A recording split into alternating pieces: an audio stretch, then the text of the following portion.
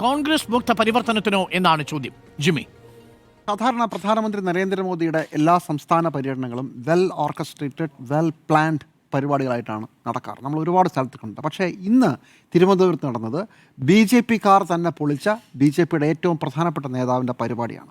അത്രയും മോശമായിരുന്നു. കഴിഞ്ഞ ശനിയാഴ്ച ഇതിൻ്റെ ബിൽഡപ്പ് തുടങ്ങിയാണ്. കഴിഞ്ഞ ശനിയാഴ്ച പശ്ചിമ ബംഗാളിൽ പോയ പ്രധാനമന്ത്രി നരേന്ദ്രമോദി തിരുവനന്തപുരം കോർപ്പറേഷൻ ഞങ്ങൾ പിടിച്ചു എന്ന് പറഞ്ഞാണ് അവിടെ പ്രസംഗത്തിൽ പരാമർശിക്കുക വരെ ചെയ്തു തിരുവനന്തപുരത്തെക്കുറിച്ച്. അപ്പോൾ അത്രയും വലിയ ബിൽഡപ്പ് ഉണ്ടായിരുന്നു. അതിനുശേഷം ഇവിടെ തിരുവനന്തപുരത്തേക്ക് അദ്ദേഹം വരുമ്പോൾ അതിനു മുമ്പ് BJP നേതാക്കൾ പ്രധാനമായും പറഞ്ഞ കാര്യം മോദിയെ കൊണ്ടുവരുമെന്ന് പറഞ്ഞു. ദാ കൊണ്ടുവന്നിരിക്കുന്നു. ഇനി സംഭവിക്കാൻ പോകുന്നത് പ്രധാനമന്ത്രി മോദി വളരെ വലിയൊരു പ്രഖ്യാപനം നടത്താൻ പോകുന്നു. അതുപോലെ തന്നെ മോദിക്ക് ഞങ്ങൾ തിരുവനന്തപുരം നഗരത്തിന് ഇനി ചെയ്യാനുള്ള ഒരുപാട് കാര്യങ്ങളുടെ ഒരു ബ്ലൂ പ്രിൻ്റ് അവതരിപ്പിക്കും എന്നുള്ളതായിരുന്നു. അങ്ങനെ 3 കാര്യങ്ങളാണ് പറഞ്ഞിരുന്നത്. ആദ്യത്തേത്, പ്രധാനമന്ത്രി പറഞ്ഞ തിരുവനന്തപുരം നഗരസഭയുടെ നഗരപിതാവ് VV രാജേഷ് പ്രധാനമന്ത്രി എയർപോർട്ടിൽ വരുമ്പോൾ ഇല്ല. അപ്പോൾ അതെവിടെ പോയി? തിരുവനന്തപുരത്തെ സെക്രട്ടേറിയറ്റിൽ നിന്ന് VV രാജേഷിൻ്റെ മേയറുടെ പേര് അങ്ങ് കേന്ദ്രത്തിൽ മോദിയുടെ ഓഫീസ് വരെ എത്തിയതാണ്. അവിടെ വെച്ച് ആ പേര് വെട്ടുന്നു. ആരാണ് വെട്ടിയതെന്നും BJP നേതൃത്വത്തിൽ ആരൊക്കെയാണ് ചേർന്നത് മുഖ്യം എന്നുള്ളതും പകൽ പോലെ വ്യക്തമാണ്. എന്തായാലും VV രാജേഷിന് വളരെ വലിയ അതൃപ്തി ഉണ്ടായിരുന്നു. അതാണ് ആദ്യത്തെ വാർത്ത. എയർപോർട്ടിൽ നഗരപിതാവില്ല. അടുത്ത തവണ മോദി വരുമ്പോൾ ഞങ്ങളുടെ നഗരപിതാവായിരിക്കും സ്വീകരിക്കുക എന്ന് വീമ്പ് പറഞ്ഞ BJP-ക്കാരുണ്ട് ഇവിടെ. ഒരുത്തിനെയും കണ്ടില്ല. അങ്ങനെ ആദ്യം തന്നെ ഈ പരിപാടിയുടെ ഒരു ശോഭയിൽ ഒരു കൺഫ്യൂഷൻ വന്നിട്ടുണ്ട്. അതായിരുന്നു നമ്മുടെ ആദ്യത്തെ വാർത്ത. അതിനുശേഷം മോദി വരുന്നു. വരുന്നു പ്രഖ്യാപനം. ഇപ്പോൾ വരുന്നു. മിക്കവാറും സ്പീഡ് റെയിലായിരിക്കും, അതല്ലെങ്കിൽ തിരുവനന്തപുരം നഗരത്തിൻ്റെ മുഖച്ഛായ മാറ്റുന്ന വേറെ ഏതെങ്കിലും പദ്ധതിയായിരിക്കും. ഒന്നും ഉണ്ടായില്ല. ഒരു പാസഞ്ചർ ട്രെയിൻ നേരത്തെ പ്രഖ്യാപിച്ചത്, 3 അമൃത് ഭാരത് ട്രെയിൻ അതിൻ്റെ പച്ചക്കൊടി വീശ നേരത്തെ പ്രഖ്യാപിച്ച് കഴിഞ്ഞതാണ്. ഒരു പരിപാടിയുമില്ലാതെ, ഒരു പുതിയ പ്രഖ്യാപനമില്ലാതെ അവസാനിച്ചു. മൂന്നാമത്തേത്, VV രാജേഷ് തിരുവനന്തപുരത്തെ മേയർ എന്തോ ബ്ലൂ പ്രിൻ്റ് കൊടുക്കും എന്ന് പറഞ്ഞിരുന്നു നഗരത്തിൻ്റെ. അത് ഞങ്ങൾ പിന്നീട് അയച്ചു കൊടുക്കാമെന്നാണ് അദ്ദേഹം പ്രസംഗത്തിൽ പറഞ്ഞത്. ചുരുക്കത്തിൽ ഒരു വളരെ വലിയ ബിൽഡപ്പ് ഉണ്ടാക്കി അവർ തന്നെ അതിൻ്റെ ശോഭ കെടുത്തി പൊളിച്ച ഒരു പരിപാടിയായിപ്പോൾ ഇന്ന് മോദി തിരുവനന്തപുരത്ത് നടത്തിയ പുത്തരിക്കണ്ടത്തെ അദ്ദേഹത്തിൻ്റെ പൊതുയോഗവും അതിനു മുമ്പുള്ള ഔദ്യോഗിക പരിപാടി, ട്രെയിനിന് പച്ചക്കൊടി വീശിയ പരിപാടി. ആകെ അതിനകത്ത് ഇന്ന് നടന്നതിൽ ഒരു രസകരമായൊരു വാർത്താ എലമെൻ്റ് ഉണ്ടായിരുന്നത്, ഒരു കുട്ടി മോദിയുടെ പടം ഉയർത്തിപ്പിടിച്ചുകൊണ്ട് നിൽക്കുന്നു. ആ പടം മോദി സ്പോട്ട് ചെയ്യുന്നു. മോദി പറഞ്ഞു, ആ കുഞ്ഞിൻ്റെ പടം ഇങ്ങെടുക്കൂ, ഞാൻ ആ കുഞ്ഞിൻ്റെ പുറകിൽ അഡ്രസ്സ് എഴുതി തന്നാൽ മതി, അത് ഞാൻ അയച്ചു കൊടുക്കാമെന്നൊക്കെ പറഞ്ഞ് നമ്മളൊക്കെ വാർത്ത കൊടുക്കുന്നു.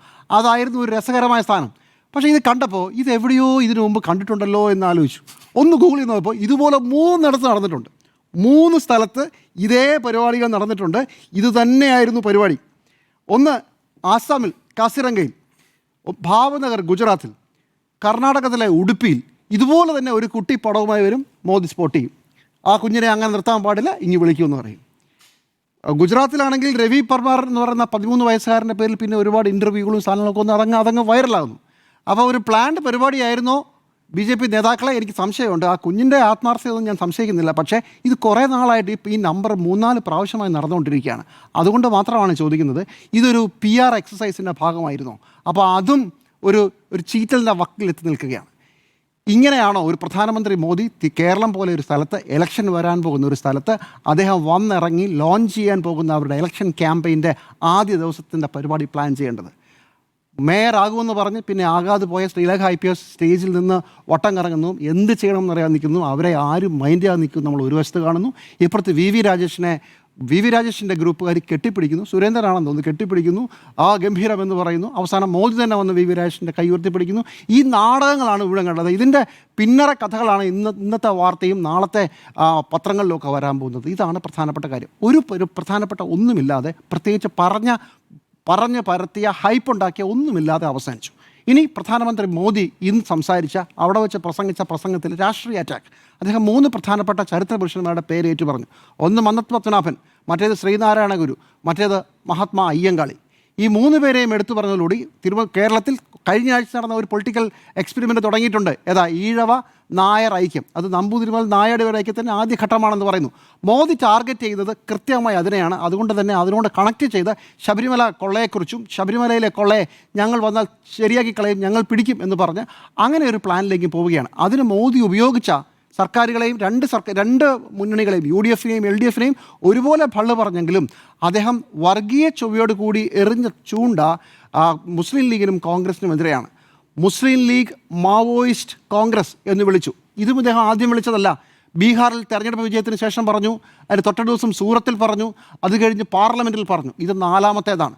പക്ഷേ ഈ മറ്റ് സ്ഥലങ്ങളിൽ പറഞ്ഞതുപോലെ ഈ കേരളത്തിൽ എവിടെ മാവോയിസ്റ്റ് നമുക്കറിയില്ല. അപ്പോൾ മുസ്ലിം ലീഗ് മാത്രമായിരിക്കും. പിന്നെ ഒരു ഫ്ലോയ്ക്ക് അദ്ദേഹം പറഞ്ഞു കാര്യമുണ്ട്, മാവോയിസ്റ്റുകൾക്കുള്ള ഫണ്ട്, മാവോയിസ്റ്റുകളെ പിടിക്കാനുള്ള ഫണ്ട് ഇപ്പോൾ കേരളത്തിൽ കൊടുക്കുന്നില്ല, അവിടെ ഇല്ലെന്നാ പറയുന്നത്. ഇല്ലല്ലോ MMC എന്നിട്ട് നേരെ തമിഴ്നാട്ടിൽ പോയിട്ട് അദ്ദേഹം വേറൊരു പരിപാടി പറഞ്ഞു. CMC പോലെ തമിഴ്നാട്ടിൽ CMC ആണ് പറഞ്ഞത്, കറപ്ഷൻ, മാഫിയ, ക്രൈം. ഇതൊക്കെ അതിൻ്റെ വാചാടോപങ്ങളാണ്. പക്ഷേ ഇതിനകത്തെ പ്രധാനമന്ത്രി നരേന്ദ്രമോദിയുടെയും BJPയുടെയും ടാർഗറ്റ് കഴിഞ്ഞ ആഴ്ച പുതുതായി ഉണ്ടായ ഈഴവ നായർ ഐക്യമാണ്. അതിലേക്ക് ടാർഗറ്റ് ചെയ്തുകൊണ്ട് അതിലെ ചരിത്രപുരുഷന്മാരെ എടുത്തു പറയുകയും മുസ്ലിം ലീഗിനെ പേരെടുത്ത് പറയുകയും ചെയ്തു. അതെന്തോ വലിയ കുഴപ്പമാണെന്ന് പറയുകയും ചെയ്തു.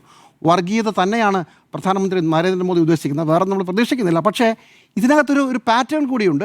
കേരളത്തിൽ കഴിഞ്ഞ കുറച്ച് ദിവസങ്ങളായി ഇതേ വർഗീയ പരാമർശത്തിൻ്റെ പേരിൽ മുസ്ലിം ലീഗിൽ ജമാഅത്ത് ഇസ്ലാമി കടന്നു കയറുമോ, ജമാഅത്ത് ഇസ്ലാമി മുസ്ലിം ലീഗിൽ കടന്നു കയറുമോ, ഇവരെല്ലാം കൂടെ മാറാട് കലാപം ഉണ്ടാക്കുമോ എന്നൊക്കെ പറഞ്ഞ് കേരളത്തിൽ ചർച്ച നടന്നുകൊണ്ടിരിക്കുമ്പോഴാണ് പ്രധാനമന്ത്രി നരേന്ദ്രമോദി വരികയും ഹിന്ദു ഐക്യത്തെക്കുറിച്ച് പറയുകയും സ്വർണ്ണക്കൊള്ളയെക്കുറിച്ച് പറയുകയും അതുപോലെ തന്നെ മുസ്ലിം ലീഗിൽ എന്തോ വലിയ കുഴപ്പമാണ് മുസ്ലിം ലീഗ്. കേരളത്തിൽ അത് നമുക്ക് അത്ഭുതമാണ്. മുസ്ലിം ലീഗിന് എന്താ കുഴപ്പം?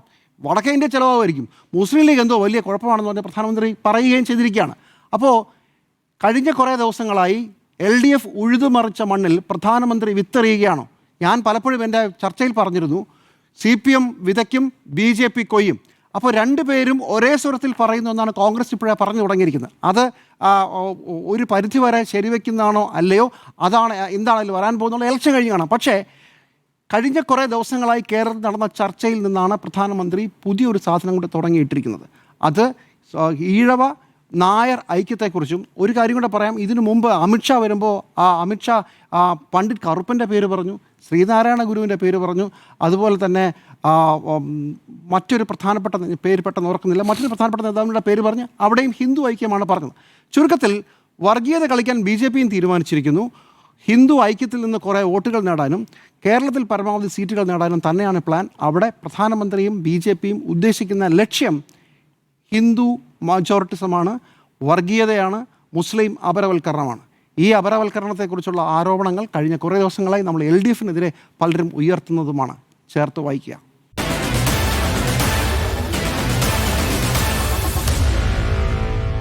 Meet the editors.